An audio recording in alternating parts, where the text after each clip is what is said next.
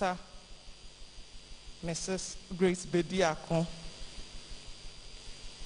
When you say anything, the first thing she'll ask you is, what is the evidence? What data is backing it? Dr. Bediako, please let's clap for her. We are grateful to have you as our board chair. Madam, thank you very much for supporting us. And also we'll have the Chief Census Officer, the government statistician, Professor Samuel Kobina Enim. Prof, we are grateful. Prof is a father unto us. So there are times when he calls us, we just say, Papa, then he gets so confused. You said, Prof, you are our father. So we are grateful to have him as the government statistician. For now, we will have these two here. When the third person comes, you come up. Thank you. We are all gathered here for a purpose. And since we invited you, we need to welcome you to this place. But to every home, there's a mother. So we would appreciate, and we'll have our mother, Dr. Grace Bediako, the board chair of Ghana Statistical Service, to welcome us to this program.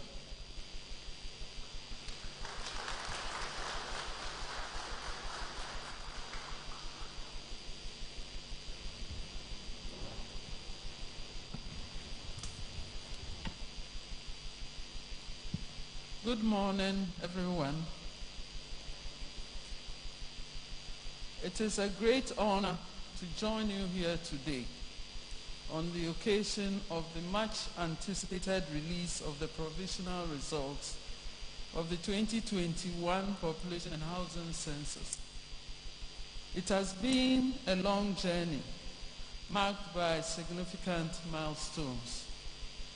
We have, over this course, met on different occasions under varying circumstances as we have conferred with you, sought your input, received and given feedback on our progress, and sounded a call and invitation for all to be counted. Today is everybody's day. It is my pleasure to bid you a warm welcome, being part of the audience for this release. The Ghana Statistical Service is known and associated with many core statistics and indicators used by diverse groups for varied purposes.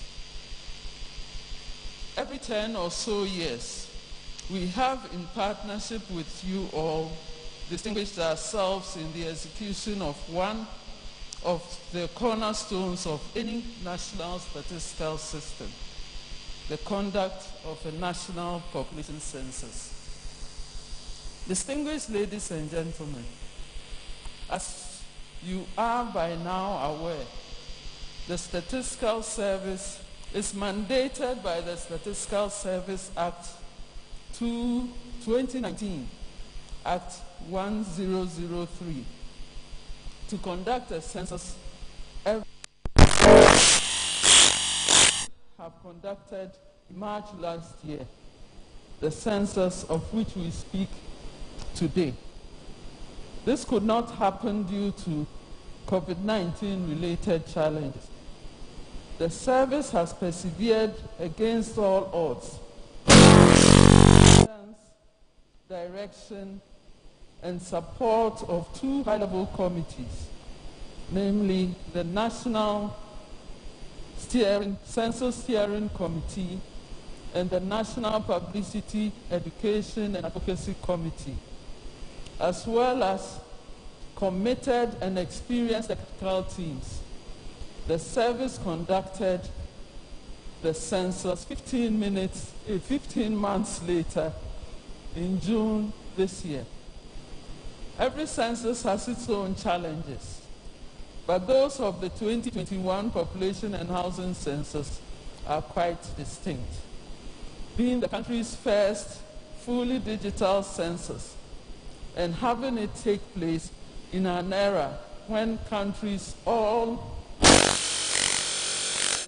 with the COVID-19 pandemic.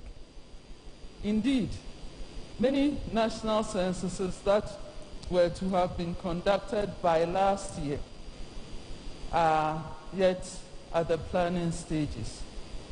And Ghana's daring experience is both a source of inspiration and offers a package of lessons for other national statistical systems in our region. Ladies and gentlemen, the field data collection of the 2021 population and housing census began on 13th June when field officers visited our communities, our homes, and our boarding and lodging institutions, with the main enumeration taking place from 27th June, which was census night, and finally ending everywhere on 8th August 2021. Releasing provisional results today, 22nd September 2021, 44 days after, shows that indeed the electronic data collection in the 2021 population and housing census in Ghana has yielded the anticipated benefits. Yet this is only the beginning of what we have gained from this bold step. Digitizing all the cartographic maps, the use of computer-assisted personal interviewing, and capturing location data through GPS coordinates mean that the spatial representation of the data, our settlement patterns, and the proximity of the population and households to essential facilities has also been enabled. In the presentation that follows, you will judge for yourself what a laudable achievement this is and how worthwhile your contribution to this entire process and exercise is.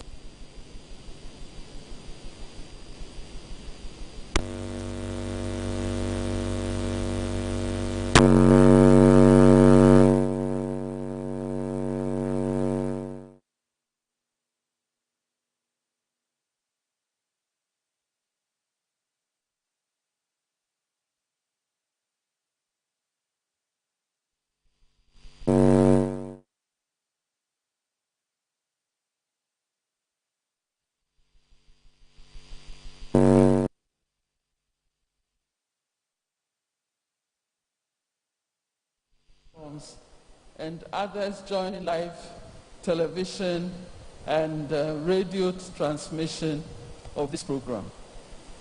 Ladies and gentlemen, it is heartwarming to have so many of you here and online. Your support to the census has come in various forms and have all gone towards us making these great strides and the impressive presentation of the results that you are about to witness. We are extremely grateful for all the invaluable support we have received at each and every stage of the census exercise. In particular, your being a faithful respondent. Let me take this opportunity to express on behalf of the board and management of the Ghana Statistical Service, our sincere gratitude to all institutions and the entire population of Ghana for the support, collaboration, partnership, and response, which have all gone to make this exercise truly national in character and scope. We are very happy to note that by your presence among the audience, you are keenly interested in the work and products of the Ghana Statistical Service. We continue to count on your goodwill and hope that you will contribute towards the effective dissemination of the census and the use of the data for evidence-based decision making. Finally, as we have reported on several occasions, the bulk of the funding of the census has been provided by the government. The presence of the chairman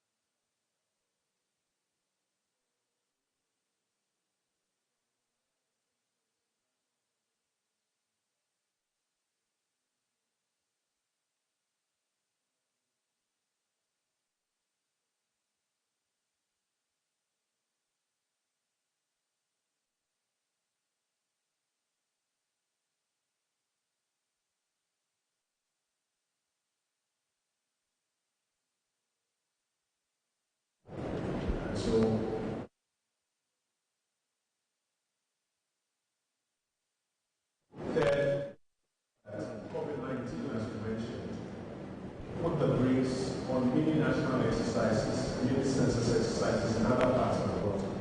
And you, despite this, were able to bring the others and to carry this. And once again, congratulations. Government has not only been a supporter of the exercise, but government is also a potential user of the data that you are about to put out, starting with the provisional results from today. Like many other potential users, we are pleased that you've come this far and that you are going to provide us with data which we can use primarily for policy planning and government programs. We encourage all other stakeholders, including development partners and private sector operators, to pay attention to the various potential uses of this census data and to employ the data in your various activities.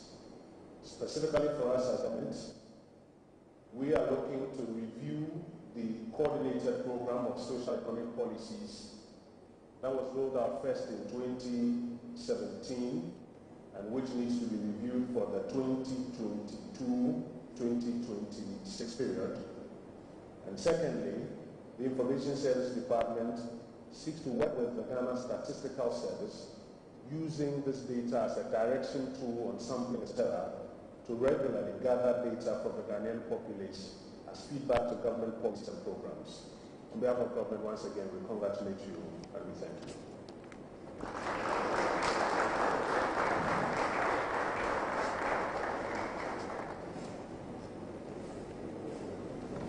Thank you very much. I would like to know the number of seats in this room. And out of that, how many are occupied?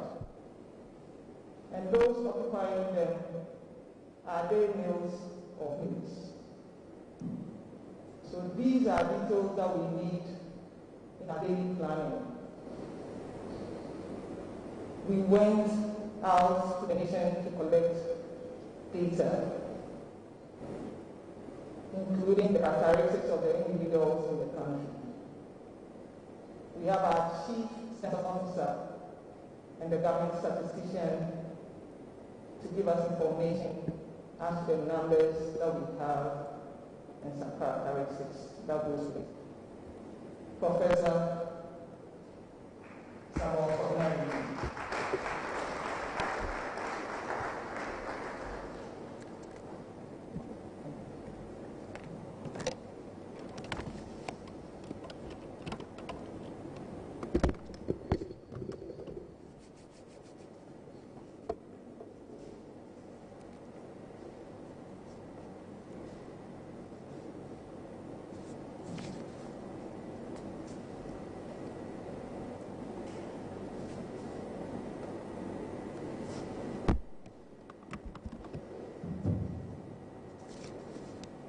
The Honorable Minister, the Chairperson of the Ghana Statistical Service Board, members gathered here, especially the members of the media who would further carry on this dissemination results, our colleagues who have joined us online, good morning. Today, Ghana Statistical Service, 22nd September 2021, has the privilege to share with you the provisional results from the 2021 Population and Housing Census. As was indicated in the speech by the Chairperson of the Governing Board of Ghana Statistical Service, this marks 44 days after we exited the field. So based on our previous censuses and censuses in other jurisdictions, we have released or are releasing the provisional results in record time. We are not in a haste to put the numbers out there in today's dissemination. What we intend to do is to give you a context to the numbers and provide some definitions to guide the use of the numbers. Ghana Statistical Service is particularly mindful of this approach because anytime you put numbers out there without a careful consideration of the documentation of the processes that went into the data collection, it has the potential of enhancing misuse of the data. And this is contrary to one of the 10 guiding principles of the United Nations, which talks about preventing the misuse of statistics. So, per my outline, what I'm going to do is give some prelude, and ahead of the numbers, I'm going to provide a context to it. May I request that we go to the next slide?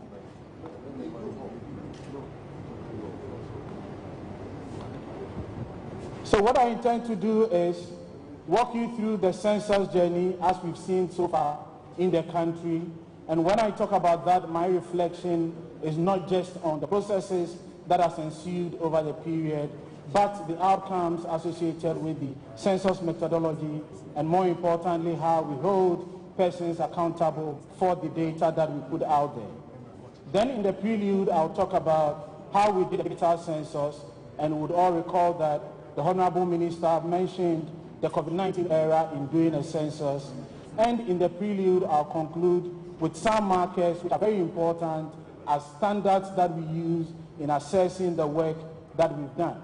In terms of the context, as I indicated, it is important to emphasize the state in which we are now, which is the resource advocacy strategy.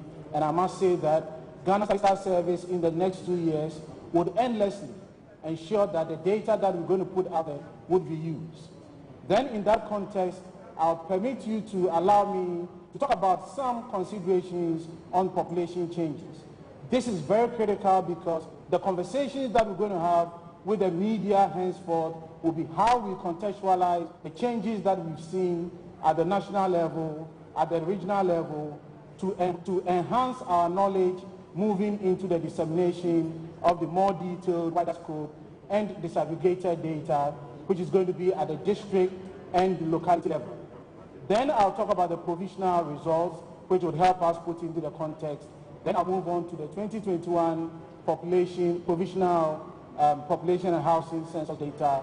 I wouldn't just end there. I'll look at how this compares with other data sets that we have, both national and international, and close off this presentation with some headlines which our media men will be interested in putting out there.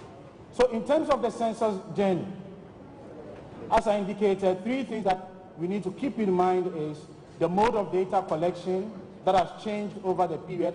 Clearly now, as was indicated by the Honorable Minister, we are using a computer-assisted personal interview technique.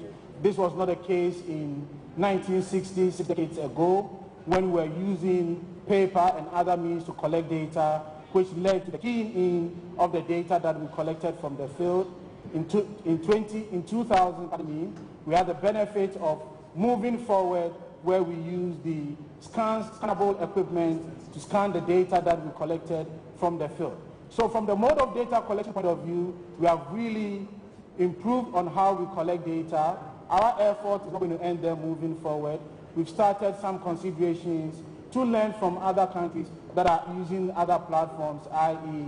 computer-assisted online data collection methods and computer-assisted telephone interview techniques to enrich the accuracy and the coverage of data that we need.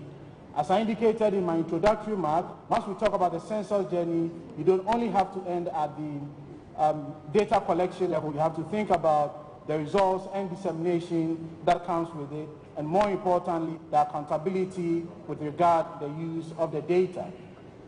How have we conducted the digital census? We have done it from different perspectives, and indeed, once we talk about the digital census, the first thing that comes to mind is automation. It doesn't really end there.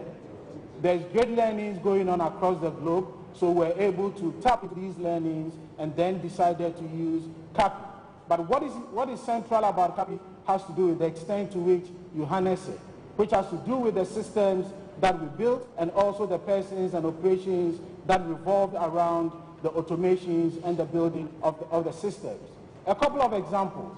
For the first time, as we are doing a computer-assisted personal interview, when the country procured 75,000 tablets, it sounded weird to us to think about loading all these 75,000 tablets with the information, i.e. the questionnaire, the maps that will be used for the data collection on a manual basis.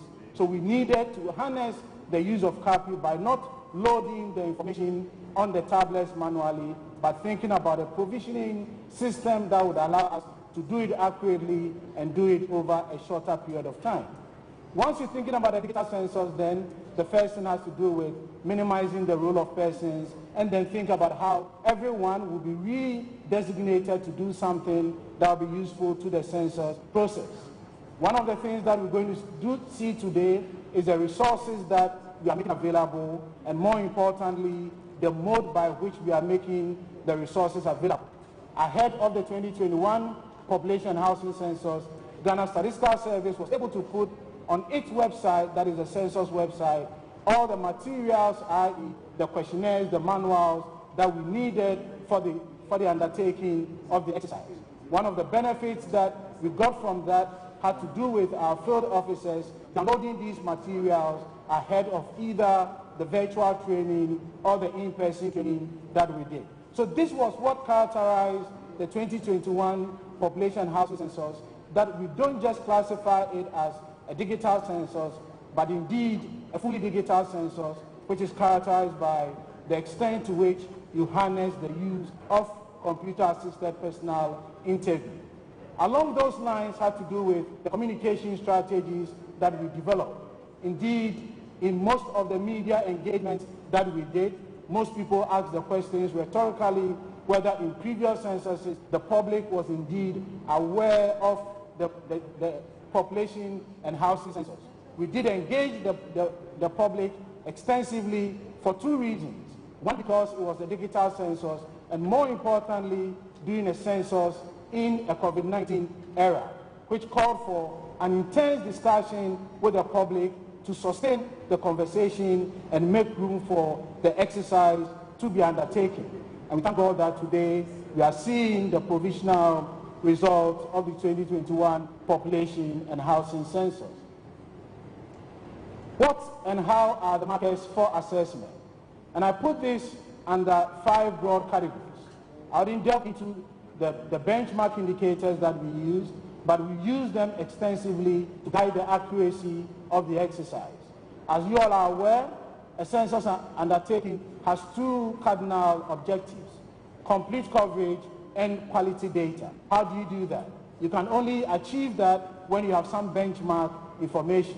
We started extensively using projections, using historical data, both from censuses and surveys, and as per our census operations, we did a one-week listening exercise where we got information for the first time on the Digiri household. So for that matter, in-house, we had data to benchmark the eventual enumeration with.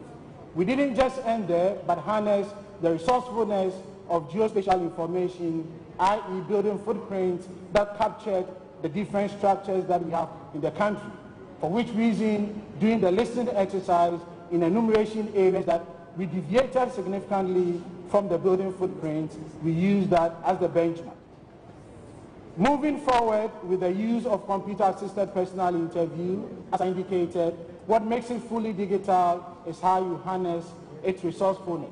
We built in what we call the edit checks, which ensure that very basic errors would not be committed, i.e. a 3-year-old female who has 2 children. This is something that is not possible, so with the benefit of using computer-assisted personal interview, we were able to put in these auto checks to ensure that they do not suffer a disadvantage that occurred in the previous censuses.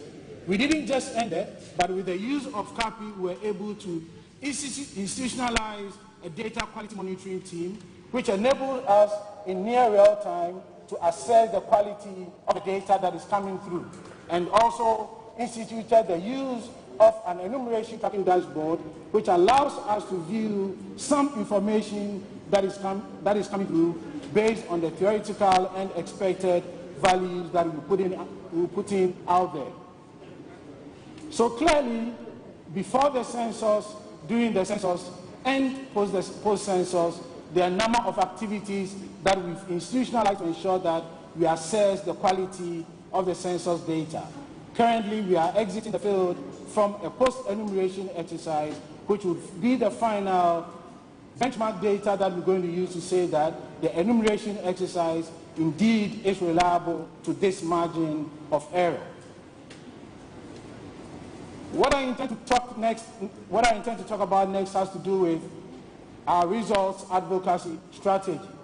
For the first time in the history of census taking in Ghana, we engage users of the data in diverse ways through in-person discussions, seminars on how the data would have to be used, and that didn't just end there, but how the data would have to be put out there to make it easily accessible. We went ahead to publish 100 ways by which the census data will be used, and in our publicity messaging on the census, we indicated that based on the different levels of disaggregation, i.e. 261 administrative districts, over 130 localities, disaggregating by residence, sex, we will be able to put out 2.6 million indicators at the minimum from the 2021 population and housing census. We went ahead to also release a product release calendar, which the Deputy Government Statistician will speak to it in more detail.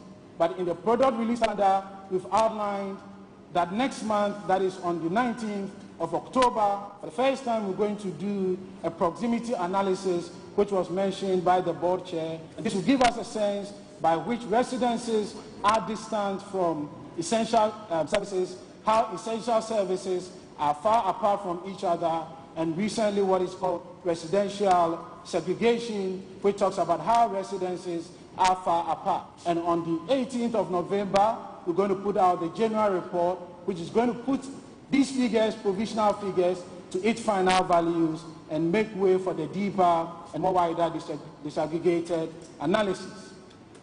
In terms of our results advocacy strategy, we are witnessing the digital nature today. In previous releases by Ghana Statistical Service, we would have found a heap of reports ready to be disseminated. Today, all of us are going to leave here, that is those of us present, are going to leave here with an electronic device that has not only the report that we're putting out there, because we want to harness the full use of the data, on the pen drive, you don't have data from the 2000 census, the 2010 census, which would enable us to do the kind of analysis to better understand and appreciate how things have changed over time. This is one of the strategies that we're putting out there to ensure that we live up to our goal, which is endless desire to increase the uptake of data in the country. I switch over to talk about population changes. And permit me to do what I've been doing prior to, or I was doing prior to joining Ghana Statistical Service 2 years ago, which was staying in the classroom. And this is very important for us, especially for our colleagues in the media, because the conversations that we're going to have today will not be able to tell us the causes of the change. I know as we move around, people will be asking what has caused this to change in this particular region vis-a-vis these other regions. At this stage, what we're going to do is just give you a broad perspective of what causes changes in population over time and across different geographical areas. Our basic demography tells us that it's only 3 factors that will cause the population to change: fertility, mortality, and migration. What we need to think about is the level of influence that these 3 different variables would have on a population change. So number 2, I talk about you thinking about these 3 variables, i.e. fertility, mortality, migration, either as independent variables or variables that are interrelated. Indeed, these variables are interrelated. So anytime you are thinking about what is causing the population to change, and you say it is fertility, ask yourself whether the distant variable was not migration. And if you flip it, if you want to say that it's migration that is causing it to change, ask yourself whether it's not fertility that is a distant variable causing it to change. Because theoretically and empirically, there's a strong relationship between fertility, mortality, and migration. The second discussion that we're going to have is the level of disaggregation.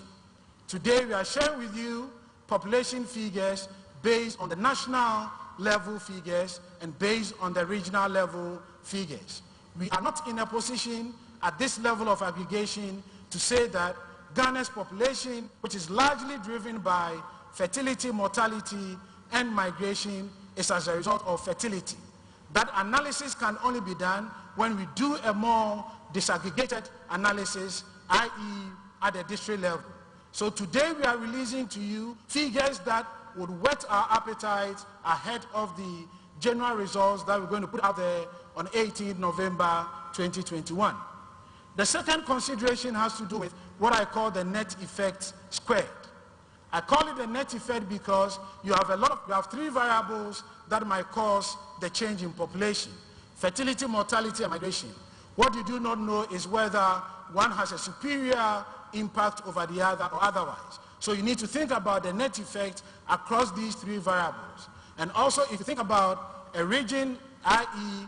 Ashanti region, that has 47 districts, and the population of Ashanti region has changed, you can only talk about that change when you know how each of the 47 districts in Ashanti region played out. So you also need to think about the net effect at that geographical level.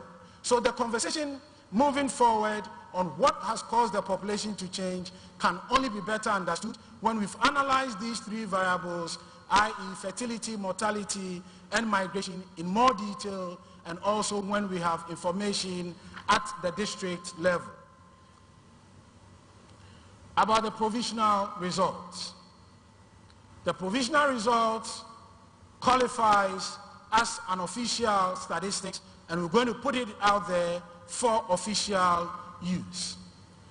We are cognizant of the fact that there is a potential of a variation between the provisional results and the final results. However, we are optimistic that that difference will be minimal.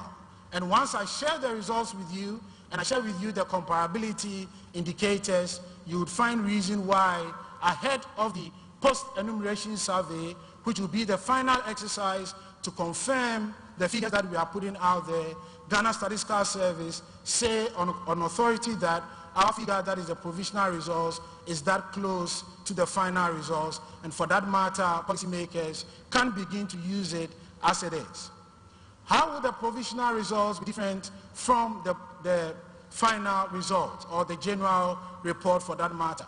This is going to happen at 3 levels. As I indicated, we're going to change the designation from provisional results to final results. We're going to do a more deeper analysis at the district level, and also touch on the 11 modules that we had in the population and housing census, i.e. issues around economic activity, migration, persons with difficulties in performing activities, housing, sanitation, and so on. Today, 22nd September 2021, Ghana Statistical Service, as was indicated, has the privilege to share with you the provisional results. How do we intend going about this? We're going to go about this by sharing with you the number of structures that we have in the country, the use of the structures that we have in the country, and the type of structures that we have in the country. We're going to proceed further by sharing with you the households across the different regions, and for that matter at the national level. Move on to talk about the average household size at the national level, sizes at the regional level, and proceed to talk about growth rate in terms of how the population has changed in the last 6 decades, and also how they vary, or the sex composition for that matter, and the share of the population across our 16 administrative regions. I'm going to end off with the final release on the trends in the population of the country since 1960, of which I'm going to put out there the provisional 2021 population and housing census figure. We start with the number of structures that we have in Ghana. From the 2021 population and housing census, a total of 10.7 structures were identified. For purposes of media and purposes of use of data moving forward, as I indicated, it's important to define what a structure is in a presentation like this. Ghana Statistical Service defined a structure as anything that is a building that is independent or separate, or it's an enclosure, would be at different levels of completion, and it's either movable or unmovable. So with that definition in mind, we put structures into different classifications, either based on their level of completion, what it's being used for, and also the type of structure that we have. So in terms of the completion of structures, we had 80% out of the 10.7 structures that were fully completed. Our headline message here is that as a country we still have 20% of structures that are uncompleted. These are significant changes across the 10 administrative regions. Specifically, we saw Greater Accra having the highest number of structures, 2.1 million structures, and the Northeast region having the least number of structures, that is 0.1 million, specifically 132,000 structures. Ashanti region had the highest percentage of uncompleted structures, which was in excess of the national level of 20% of structures that were uncompleted, with Ashanti region specifically having 22.7 structures that were uncompleted. In the Northeast region, where we recorded the highest number of completed structures, we saw that 9 in every 10 regions in the Northeast region, 9 in every 10 structures, in the Northeast region was completed. We turn to the use of structure. The use of structure was put into three categories: residential purposes, non-residential purposes, and a category that was difficult for us to define because it was at a stage of completion that one could not easily tell the extent to which the use or the purpose to which the structure would be put. So narrowing down from the 10.7 million structures, we identify a total of 9.8 million structures that we classified as either residential or non-residential. In this categorization, we identify those that were used for only residential purposes, those that were used for only non-residential purposes, and those that were either used for residential or non-residential purposes. Out of the 9.8 million structures, we had 5.6 million that were used for only residential purposes and 4.0 million that were used for non-residential purposes. The remaining 0.3 million were used for both non-residential and residential purposes. Bono region recorded the highest number of residential purposes, proportion of residential purposes, specifically 80.5%, followed by Savannah region, 71.9%. Western North recorded the highest percentage of non-residential purposes, which was 46.9%, and clearly that was higher than the national figure, which hovered around 40%. Bono region had the highest percentage, 12.5% of structures that were used for both residential and non-residential purposes. And we saw that from the graph. If you have the Ghana map and you plot the structures on those on the different regions that we have, we realize that residential structures are mainly concentrated in the southern part of the country, typically the regions along the coast and moving towards the Western North region and part of Volta, Eastern, and Ashanti region. So the headline was that residential structures are mainly concentrated in the southern part of the country, but as well acknowledging the concentration in the Upper East region. We turn to the type of structures.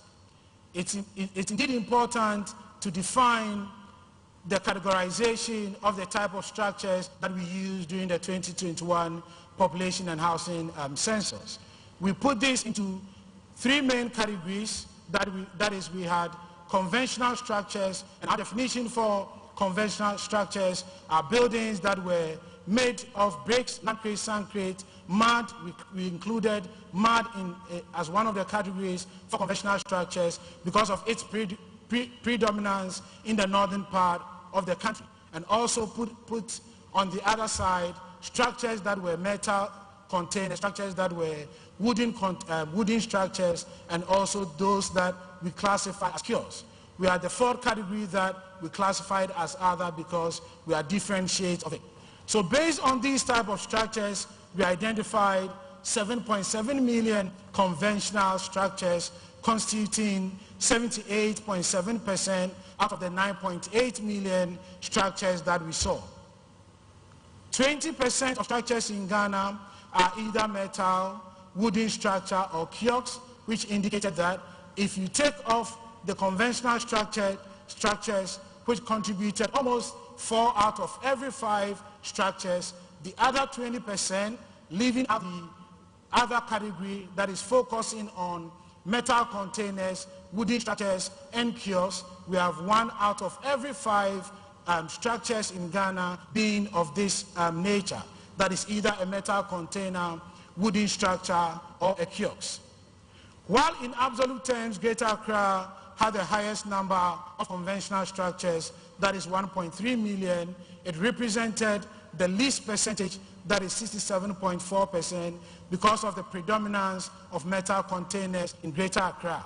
From the data, we realized that 15% of the structures that we have in Greater Accra are metal containers. So in absolute terms, yes, we had 2.1 million structures in Greater Accra, but a significant percentage of the 2.1 structures being of metal containers, specifically 15% of that.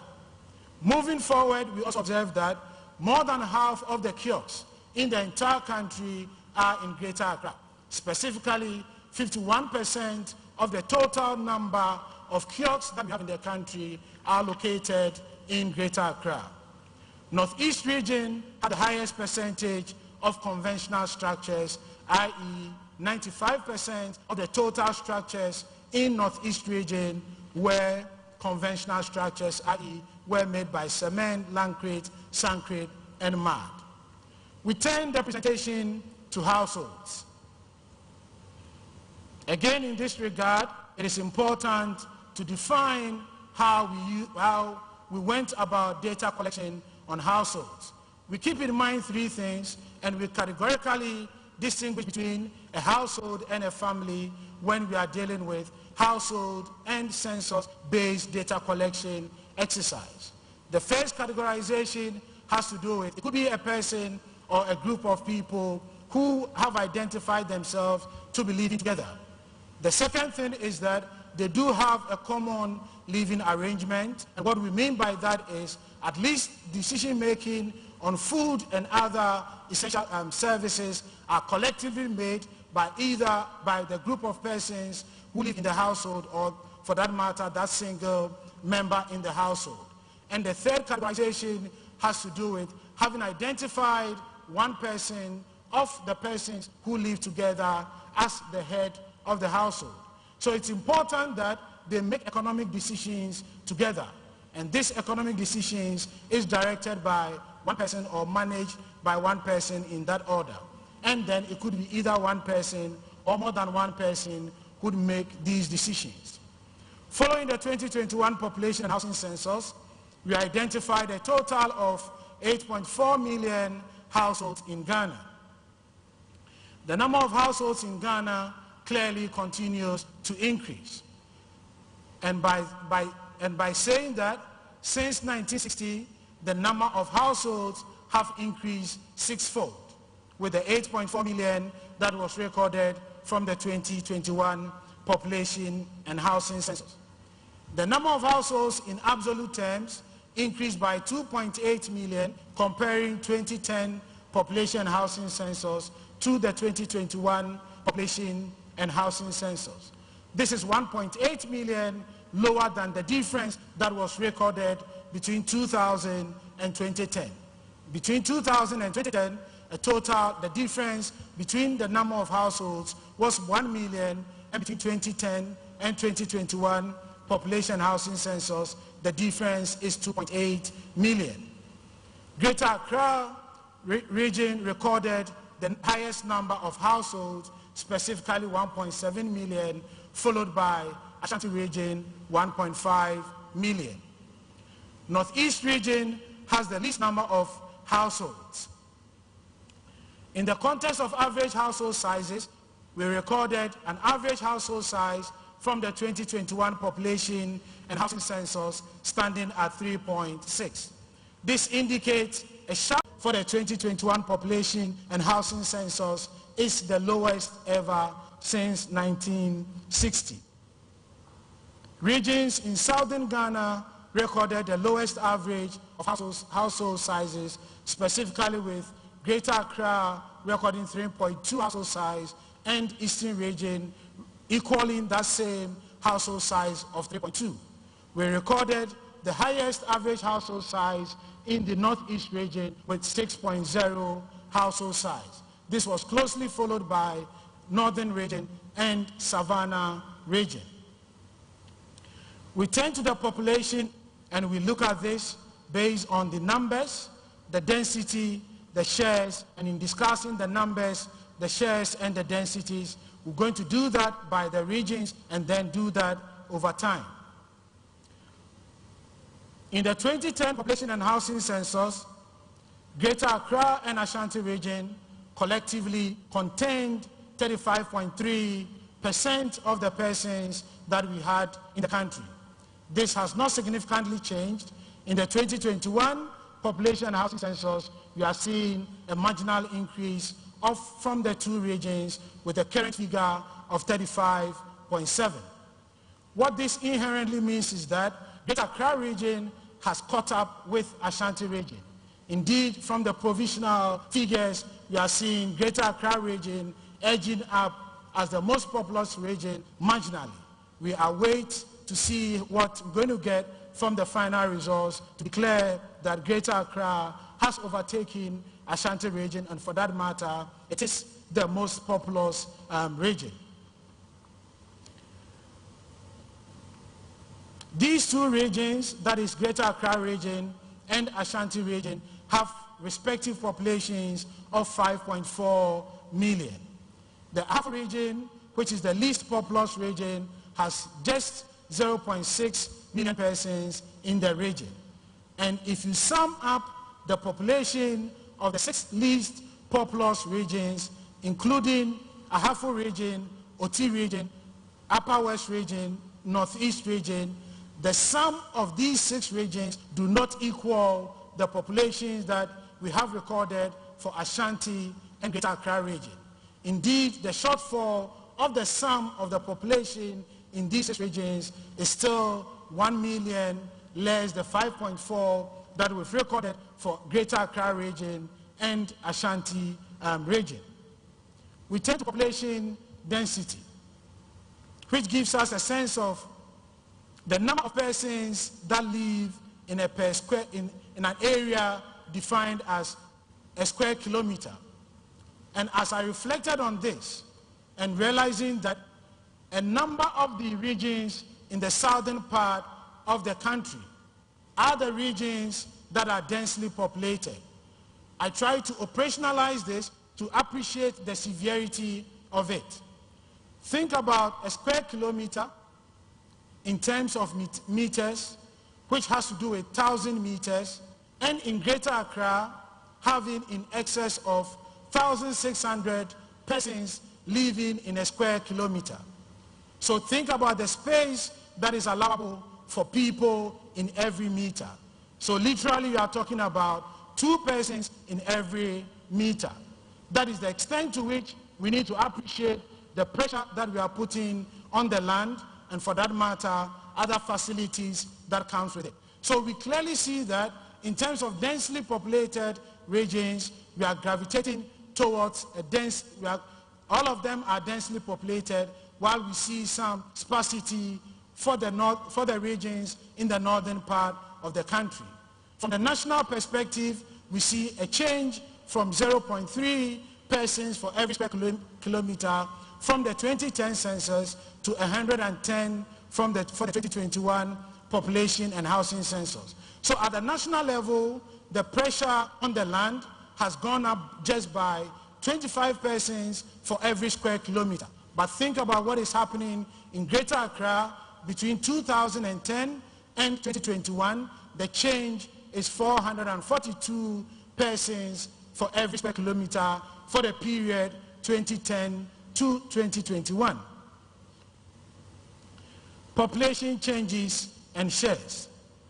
Between 2010 and 2021 population and housing census, with our 24.7 million that we recorded in 2010 and the current population figure that we have now, the population change over the period is 24.9.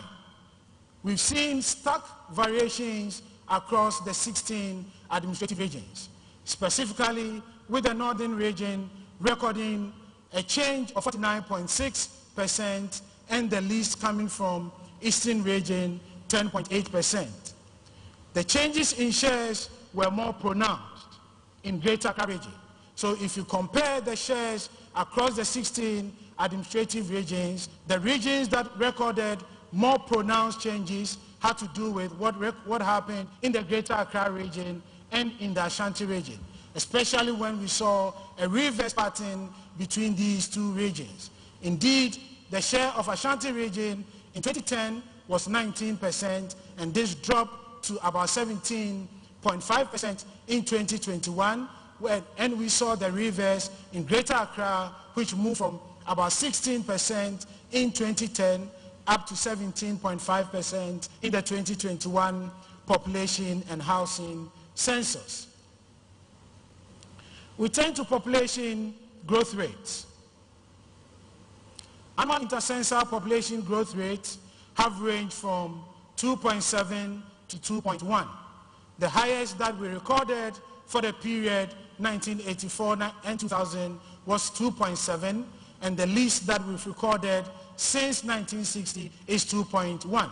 So this is the ever lowest that we are recording in terms of annualized growth rate during the intercensal period.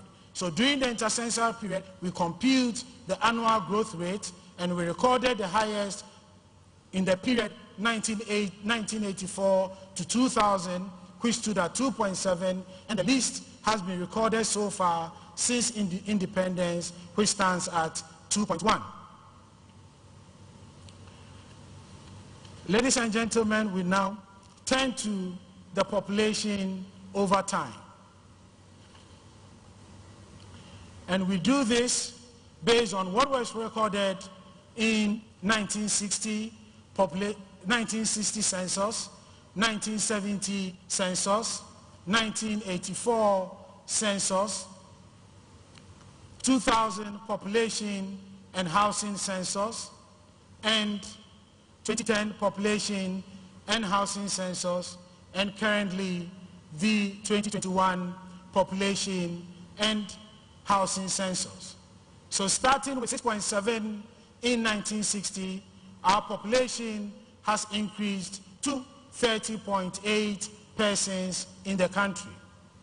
Provisional results from the 2021 population and housing census indicates that Ghana's population has increased from 24.7 in 2010 to 30.8 from the 2021 population and housing census provisional results.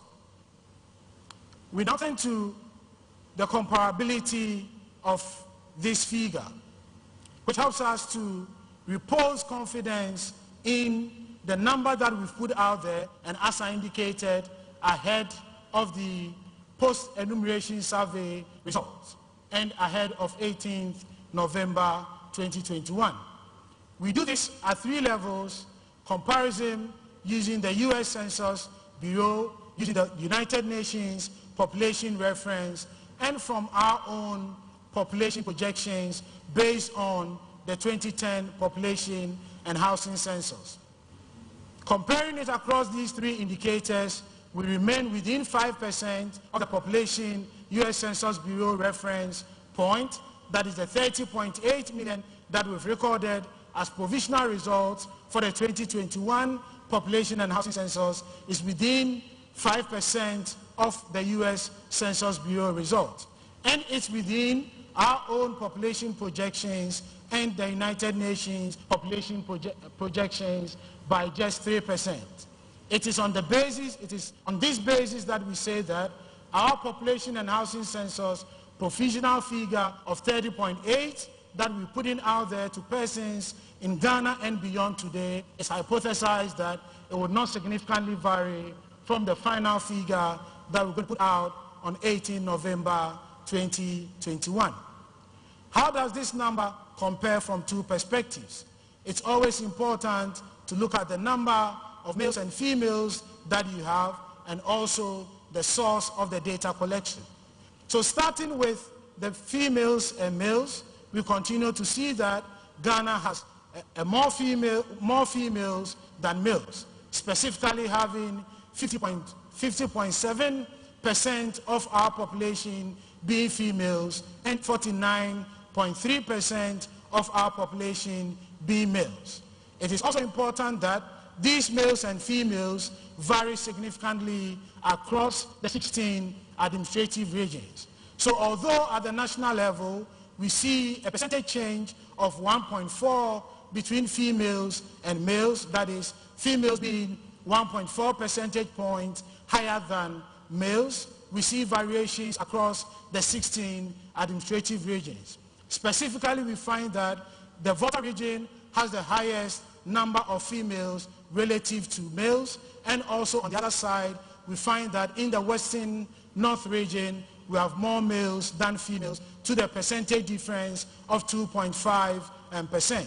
So we have a number of regions, specifically 6 of the regions having more males than females, and 10 out of the 16 regions having more females than males. So indeed, looking forward to the disaggregated results, there's going to be quite some differences in terms of the shares of females and males across the 261 administrative regions. Finally, we look at the disaggregation of the population by household population and non-household population. Per the procedure of the 2021 population and housing census, we had 7 instruments that captured the population from different sources. One is the household population, that is persons who spent the 27th night in households in the country, and persons who spent 27 June, the night of 27 June in non-household populations, i.e. institutions, hospitals, and other lodging facilities. And we realized that from the data, most of the persons that we identified during the 2021 population and housing census came from the households relative to the non-household population. And indeed, it ordered to the level of less than 1 million for the non-household population. We now turn to how we want the data to be engaged moving forward. Clearly, the 30.8 million that we've put out there suggests that our population have gone up by 6.1 million since the 2010 population and housing census. This simply means that in the last 7 years, on the average, every year we've added on 554 persons in the country. Over the last 6 decades, our population has increased in the order of 5-fold.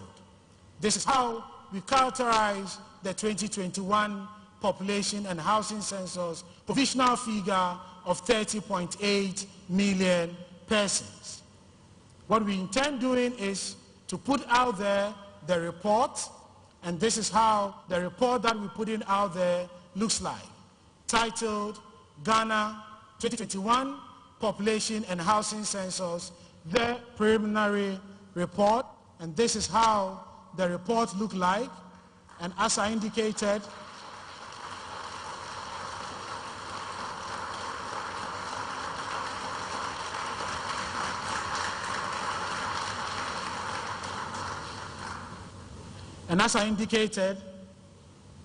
this is a digital census, so we're not finding a heap of the report out there.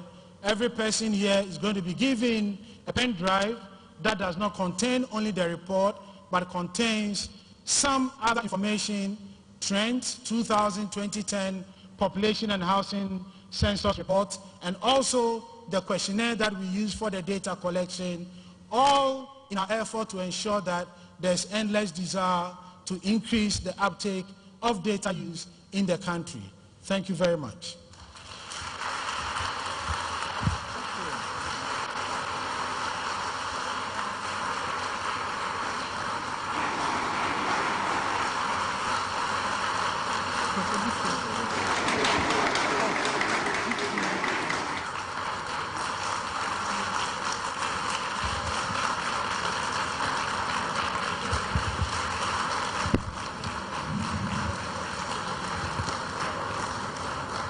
Thank you very much, Prof.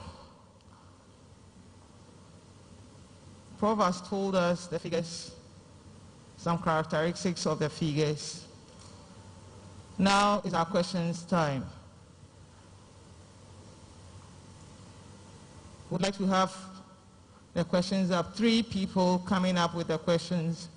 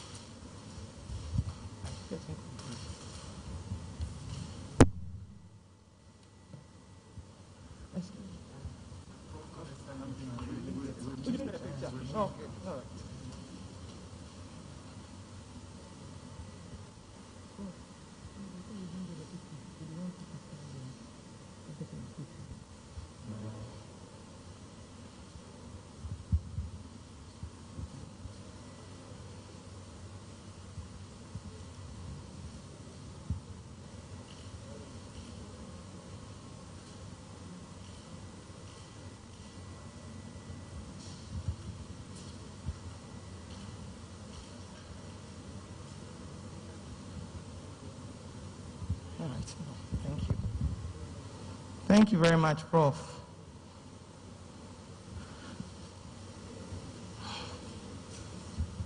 So we'll start from the right side.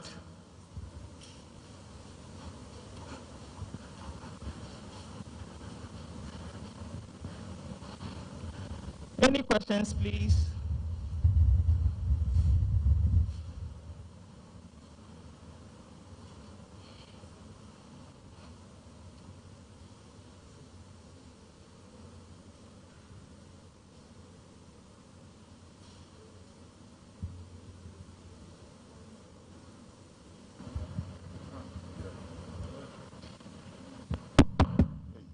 All right, so thank you very much, Prof.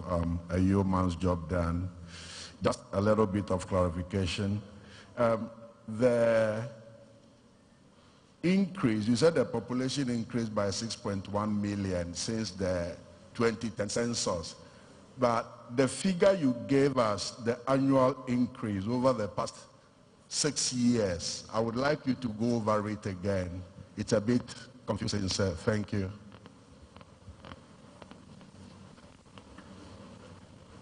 Any other, please?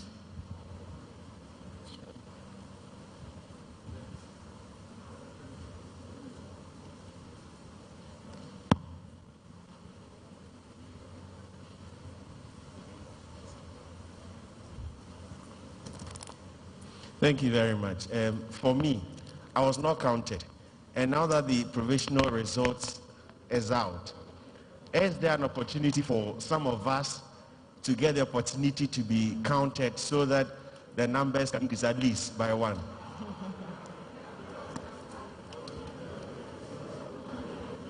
Any other, please? Any other?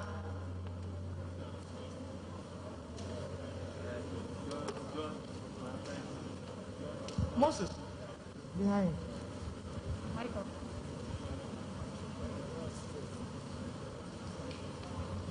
Thank you. My name is Winston. I'm with Metro TV. Please, Prof, we don't heard about the post-enumeration result and how it has influenced the outcome of this particular provisional report and the figures stated.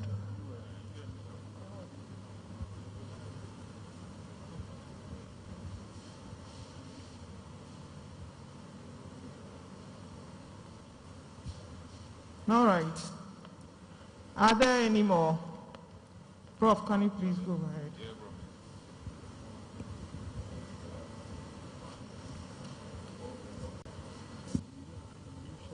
This slide's not here. But again.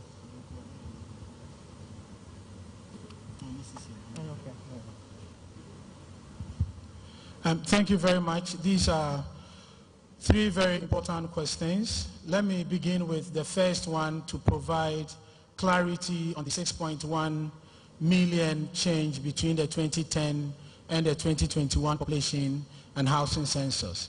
In 2010, we recorded 24.7 million persons in Ghana, and in 2021 population and housing census, based on the provisional results, is 30.8 million persons in Ghana. So 30.8 minus 24.7 is the basis for the 6.1 million persons that we've had in the country.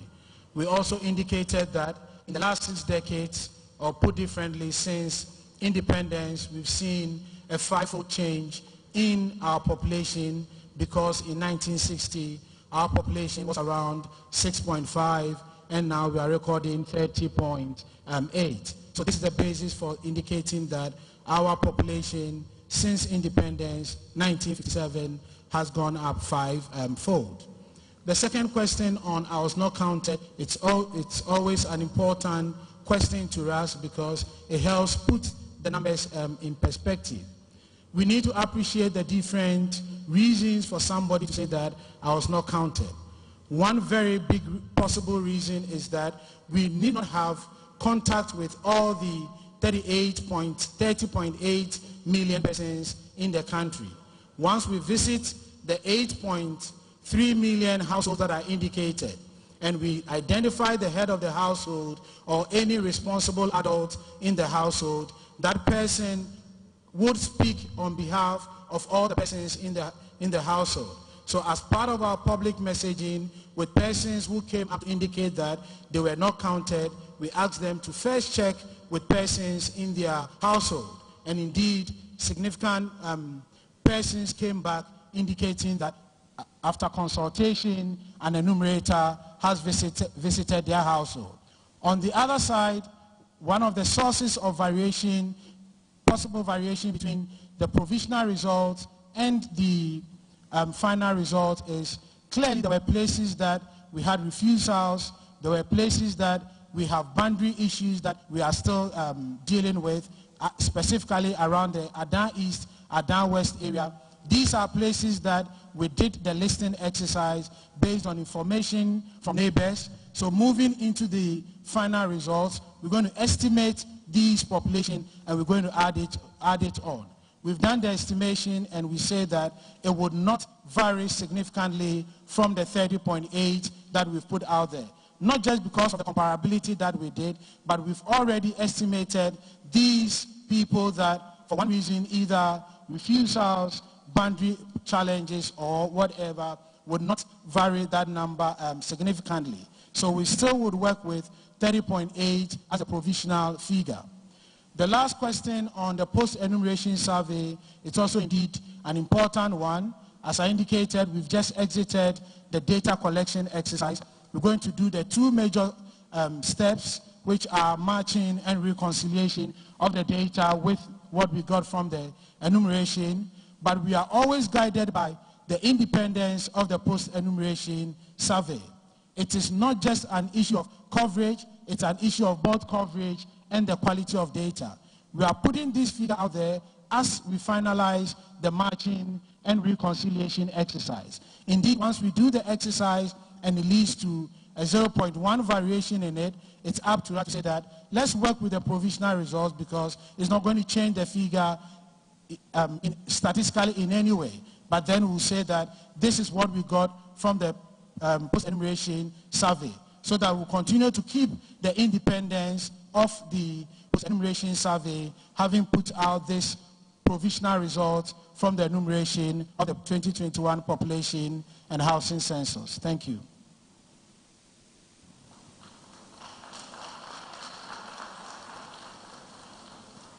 Please, are there any more questions? Moses.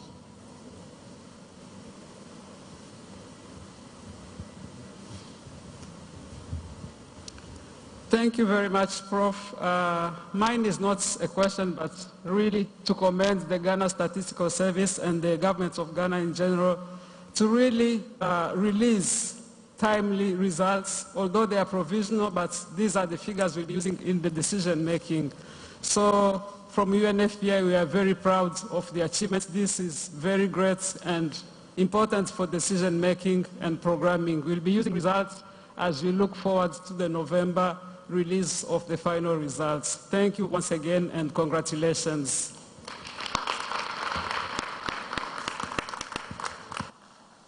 Any more questions? I know this is being streamed. Those handling the virtual session, are there questions from the virtual side that we have to address?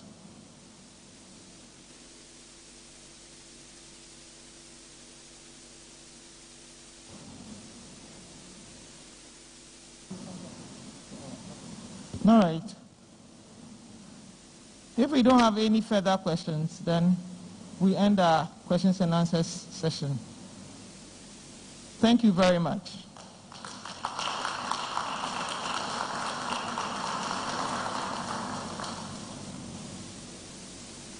Well, it's a journey that we've undertaken. We haven't arrived yet, but we are getting closer. So we'll have our Deputy Government Statistician, Dr. Mrs. Faustina Ingwa, to come and guide us through the next phase of releases. Shall we please clap for her?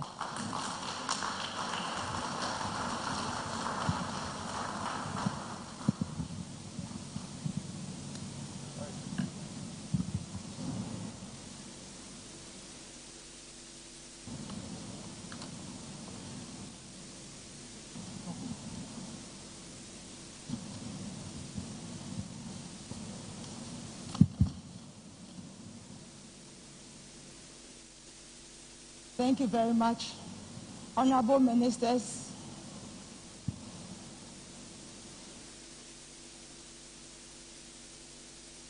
Board Chair of Ghana Census Service, Chief Census Officer and Government Statistician, distinguished ladies and gentlemen, since my boss has delivered the provisional results, stakeholders, we are itchy and eager to know what will be the next steps. It is our delight to walk you through what we have aligned between now and 2024.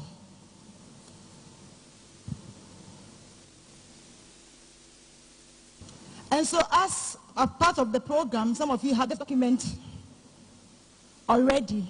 And on that document, we have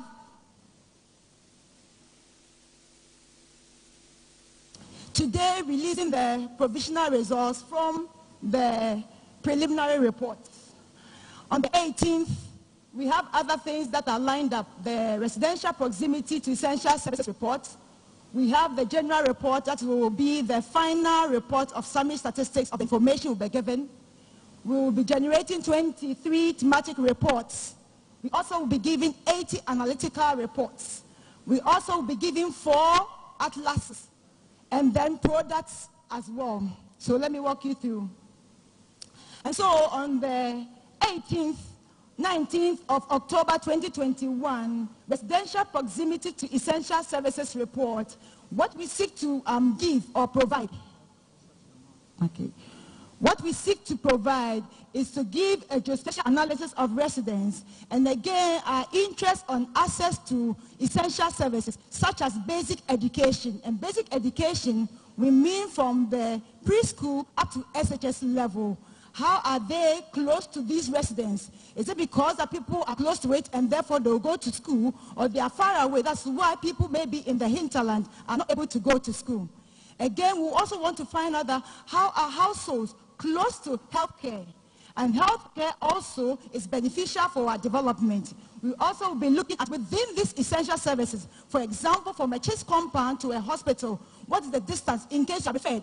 Would there be a limitation that you not be able to reach these services? And so we'll be providing this one to guide policymakers in their decision making. And this will be released on the 19th of October 2021, next month. Again, as the Chief Census Officer reported, on the 18th of November, that is on our usual African Statistics Day, we will release the finalized 2021 summary statistics of all that we have done. Today we've given you the provisional. We'll give you the final statistics on the 18th November 2021. And this will capture the various areas within the questionnaires or the instrument that we looked at. This time we'll go down further to the district and even to other locality areas to be able to give you estimate of the summary statistics. And therefore we'll give you the age-sex composition ratio. We'll also be giving the socioeconomic profile, education, literacy, marital status, and all those questions that are in our instrument. We will be able to provide information in that regard. We'll also be looking at the housing stock and characteristics, the dwelling type, the occupancy status, the ownership, and again, what is being used for. We'll also be looking at water and sanitation, and here, water supply and wastewater disposal within those households. We will be looking at waste storage and its disposal. We also look at toilet facility and drop hole type that they have in the dwelling units. Again, for those with no toilet facility, we will look at the point of defecation. Where do they go to ease themselves? Again, we'll go into the economic profile. In this regard, we look at engagement in work and the type of work, reasons why people who are inactive.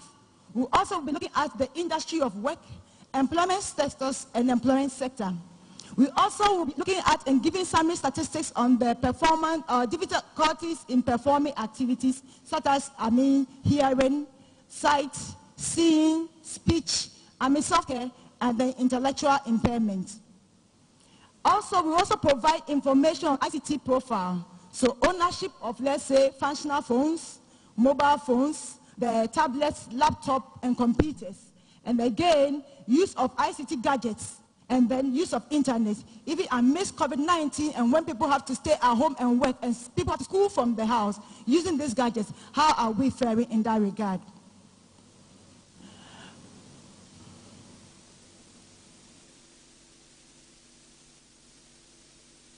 We will also provide 23 thematic reports, and this will be released between May and December 2022. And this one is going to give us a more detailed, disaggregated information.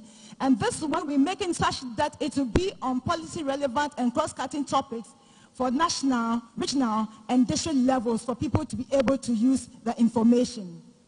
Now, some of the topics that we'll be covering include fertility and child survival, mortality, right and migration, immigration, and mobility status as obtained from the 2021 census, elderly and mobility issues, water and sanitation issues, poverty dimensions, progress towards SDGs, and then rural and then urbanization.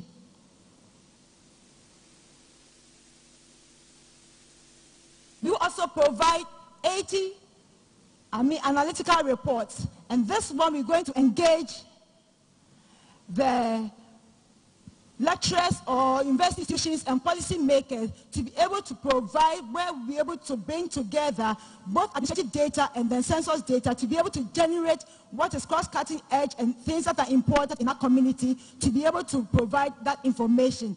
And we'll be looking at, let's say, urbanization. We'll also be looking at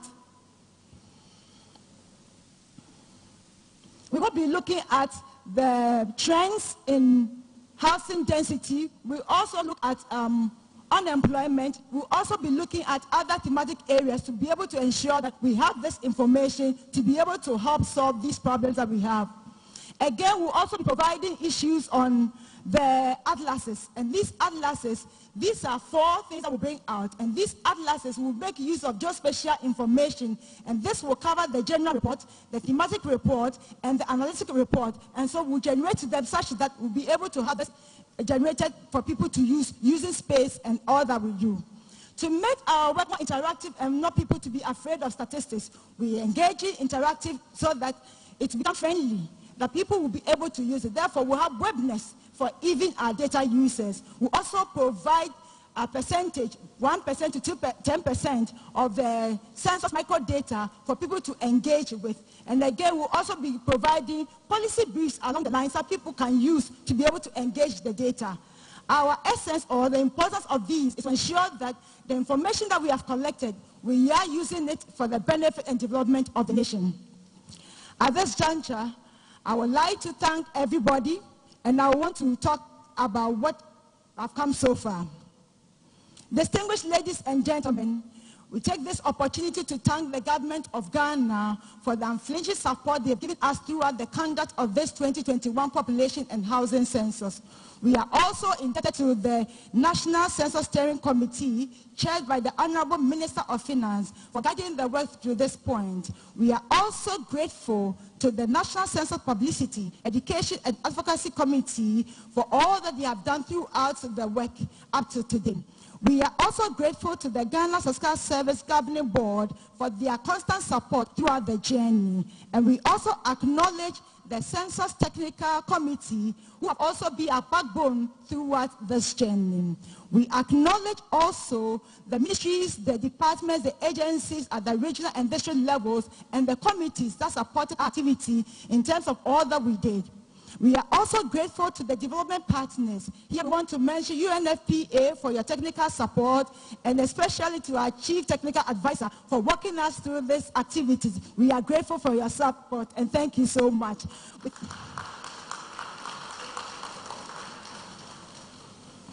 We are also grateful to the World Bank for making funds available through the HISWAP Fund to be able to assist us in how far we have come. We are also indebted to IOM and also to UNDP for all that they've given us the assistance. We are also grateful to Stars Denmark and also ONS from the United Kingdom for assisting us and for the continuous support that we have come thus far. Within the countries, we are grateful to all the ministries, departments, agencies that have helped us, Ministry of Health, Ministry of Finance, Ministry of Agriculture, all the ministries that are supported in one way or the other to making this a success. We also want to single out the Jospon group of companies for their assistance throughout the project, and Cowbank for the money they donated to us during the conduct of this activity. We are also grateful to all our field staff for all the good, the officials, the census officials, the field staff, management, and staff of Census Service for your dedication to service and all that you went through for this project. We say God richly bless you.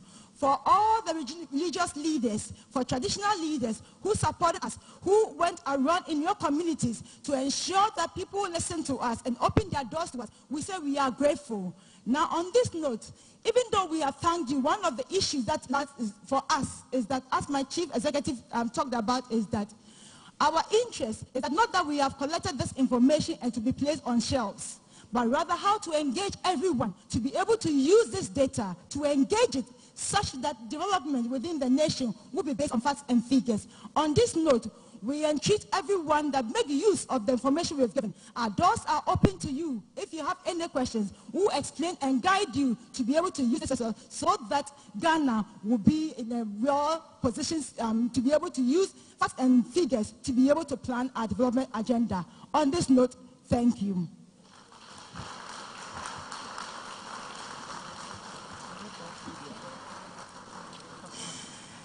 And finally, for the media team who have been with us throughout the training sessions, throughout our engagement, we say we are grateful for this partnership and we look forward to working with you even to finishing even in 2024. Thank you.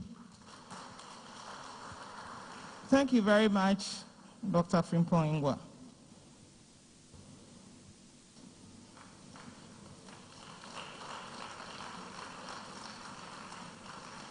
We are so grateful to have a successful event, and we need to thank God for bringing us this far. So we are closing and would love that Mr. Mohamed Abdullahi will take us through the closing prayer.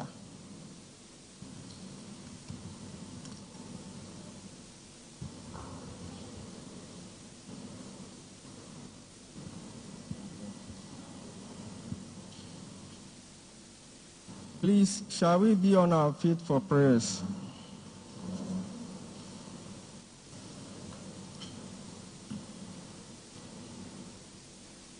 We thank Almighty Allah for bringing us this far. We start by the name of Allah, the most beneficent, the most merciful, Master of the day of judgment. O Allah, you are the only one that we worship, and you are the only one that will seek help.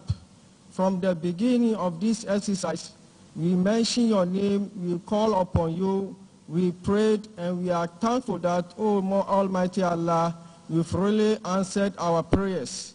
You were able to give our chief statistician, the government statistician and his team, and all the staffs of Ghana's Census Service and the officials that we engaged them during census, we were able to guide them, lead them to go around to our various houses to get us good data, and here we are celebrating today by bringing out the provisional results. Oh God, there's none that we can thank apart from you. We thank you and we give you gratitude to that, because it is said in the scriptures that if God gives you any favor and you recognize it and appreciate it and give gratitude to the Almighty, God is going to add more favors to it. So we ask Almighty Allah to add more favors to what he has given us. There are a lot of tasks ahead of us. Bring out the other publication that we promised to give. We cannot do it without the power and mighty of the Almighty. We pray to the Almighty that we commit the government statistician, his team, and all the staff of Ghana Census Service into his hand. He should lead us, he should guide us, he should increase our knowledge, he should give us wisdom that will lead us to bring out a very good report that whereby the whole country will benefit from it, and all the government and the users of data will depend upon that data, so that we will all appreciate whatever that is data that will bring, and it will go a long way to help Mother Ghana. So we commit our government statistician into your hands and everybody here. We pray to Almighty Allah that now that we finish this program successfully, He should send all of us to our various houses peacefully. And we pray for peace in this country, because without peace, we wouldn't have been here.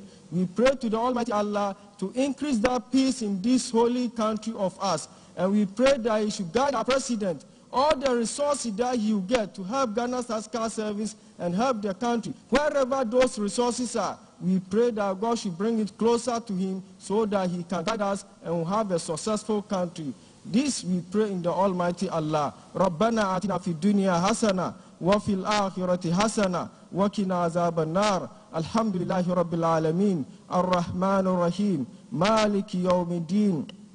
إياك نعبد وإياك نستعين اهدنا الصراط المستقيم صراط الذين أنعمت عليهم غير المغضوب عليهم ولا الضالين آمين آمين آمين. Thank you very much.